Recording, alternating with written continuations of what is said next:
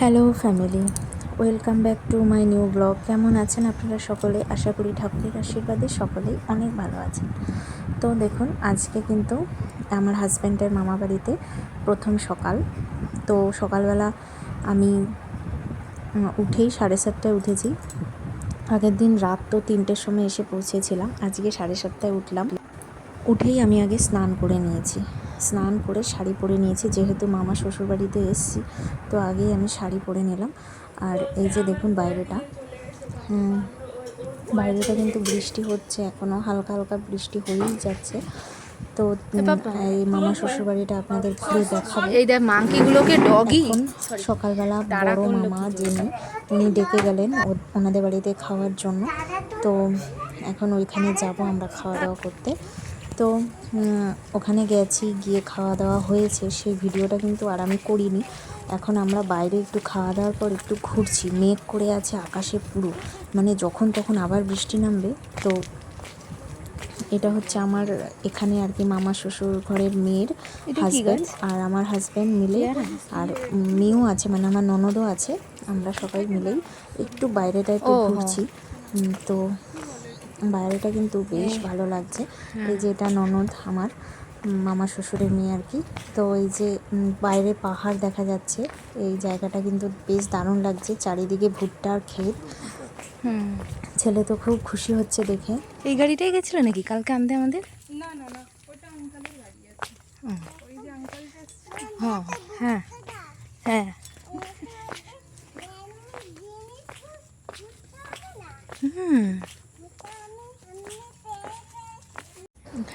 এরপর হঠাৎ হাজব্যান্ডের ফোন আসলো অফিস থেকে, ওকে এখানে এসে অফিসের কাজ করতে হচ্ছে। কি একটা অবস্থা, মানে ছুটি পাইনি, অনেক কষ্টে ছুটি নিয়ে তারপরে এসেছে।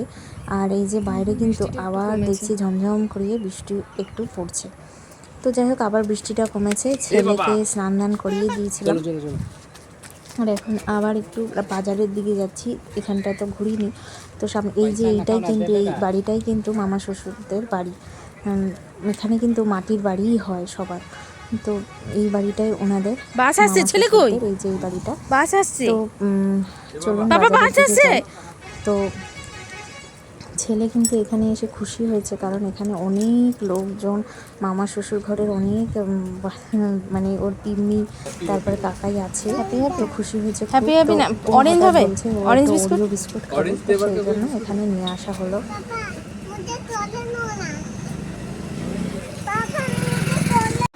এখন একটু বৃষ্টি কমেছিল বলে বাইকে নিয়ে বেরিয়েছিলাম। তো সবাই শুধু হাজব্যান্ড শুদ্ধই গেছিলাম, ছেলে তারপর আমার মানে দেওররা সবাই মিলে। এত বৃষ্টির মাঝে রাস্তায় আসলো যে ভিজে, আমিও ভিজেছি, ছেলে সবাই ভিজে গেছি। ভিজে শাড়ি ফাড়ি মাথা চুল ফুল আবার ভিজে গেছে, মানে কালকে রাত থেকে ভিজছি, আজকেও ভিজছি সারাদিন। জানি না কী হবে, শরীর কী অবস্থা হবে ভগবানই জানে। শাড়ি যেহেতু ভিজে একদম চ্যাপচ্যাপা, তাই জন্য এই কুর্তিটা পরে নিলাম। তো এখন 3:30 বেজে গেছে, এখনও খাওয়া দাওয়া হয়নি, এই সবে অনুষ্ঠান শেষ হলো।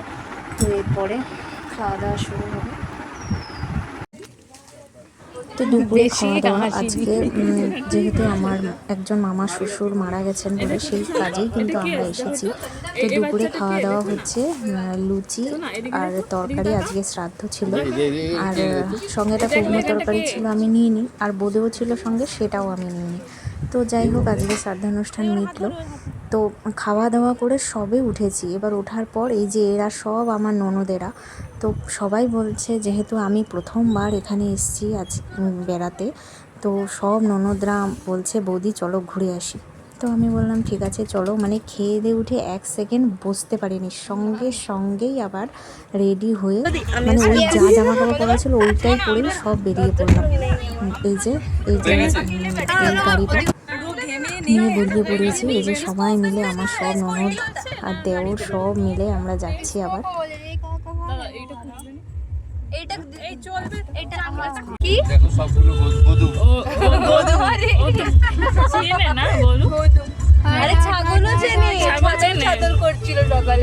হ্যাঁ আমাদের বাড়িতে আছে তো, মানে বাড়িতে নেই, মানে রাস্তায় ঘাটে দেখে তো ছাদল করছি তো। ইয়ো ইয়ো ইয়ো ইয়ো ভাই এই উইন্ডোটা তো খোলা, এখান থেকে তো হাওয়া যাচ্ছে।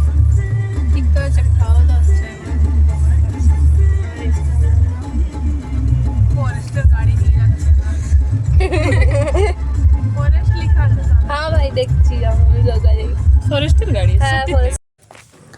তো চলে আসলাম এখানে। এটা হচ্ছে বেতলা ন্যাশনাল পার্ক। ঘুম থেকে উঠে এটা কিন্তু ঝাড়খণ্ডের খুব মানে কোন দিকে? ভালো একটা ঘোরার জায়গা। ঝাড়খণ্ডের অনেক বেশিরভাগ জায়গা আছে ঘোরার, কিন্তু সবগুলো তো ঘোরা সম্ভব নয়, কারণ আমরা হাতে মাত্র 2 দিন সময় নিয়ে এসেছিলাম।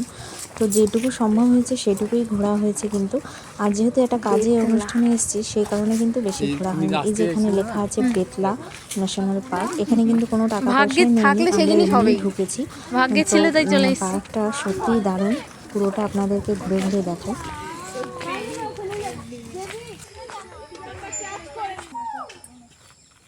বৌদি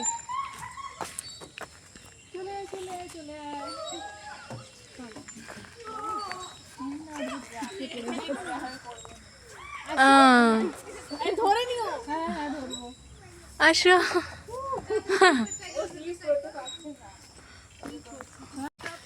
বাঘ আছে, আমরা বাঘের আওয়াজ শুনেছি। আমরা এখন গেছিলাম, আমি তখন ছোট ছিলাম, আরো পিছনে হরিণ মানে 5-6-এ।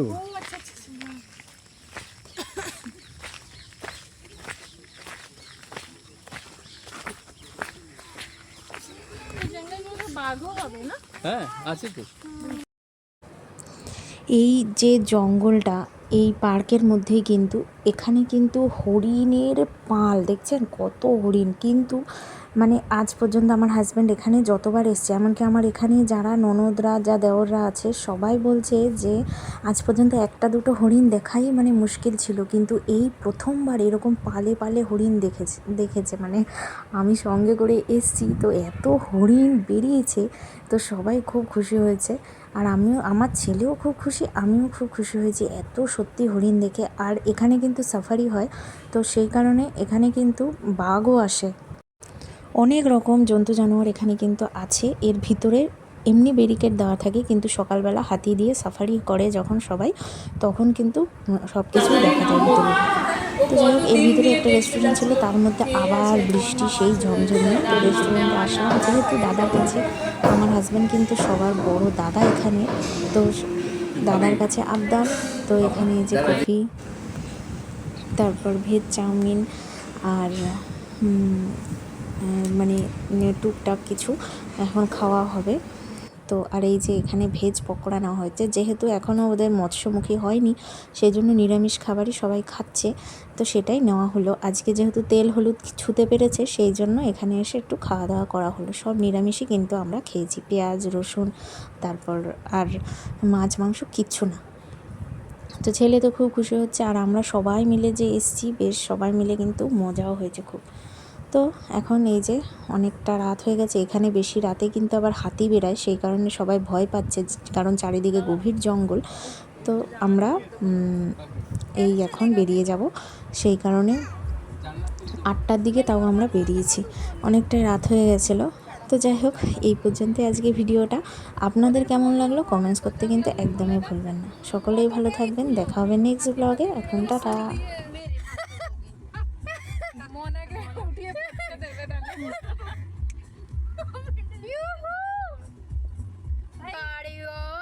मोबाइल दी गान बजी दी यार मोबाइल दी गान बजी दी